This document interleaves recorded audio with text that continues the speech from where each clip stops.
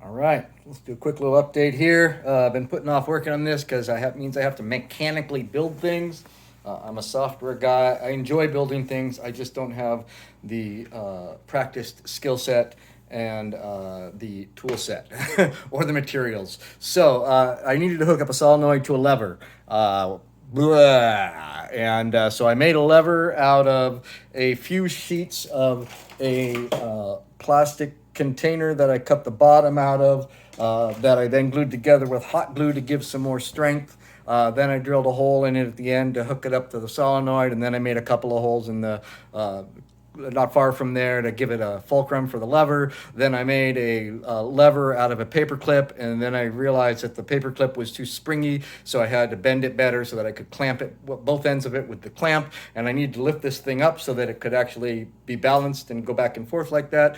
So I need something heavy, and I have this whole nut, and it's a little tall, but it still works. And then I needed to hang the thing to hit against, which we've done before, just with this same little PCB kind of soldering holder guy thing. And that's that. And so that's all together, and got it all finally doing something. So proof of concept, those are air quotes around that, for a lever. Obviously, again, I'm not reinventing anything here. This has been done by a billion people. I'm just a stupid software engineer guy who wants to make this thing do this thing. So apply some power to it, and we get our little bing, bing, bing, and then we can adjust our potentiometer here to,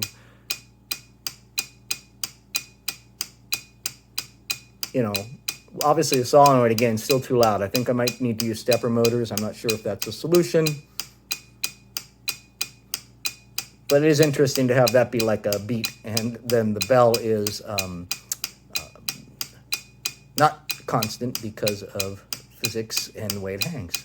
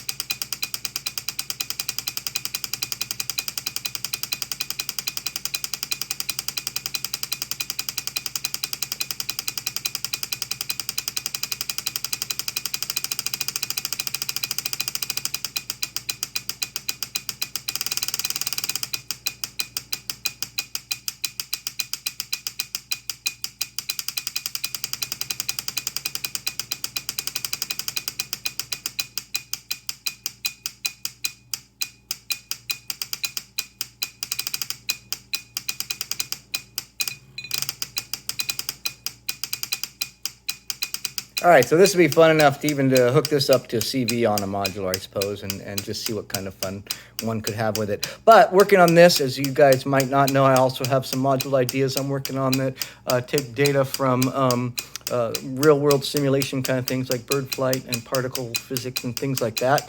And doing this experiment here and seeing the semi-random constrained response of this hanging thing in front of this beater thing makes me wonder if there's not a good algorithm to do this kind of thing that I could then generate semi-random CV from.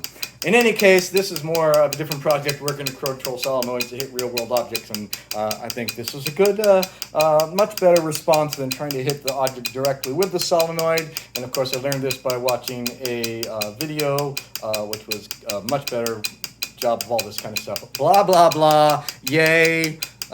More later.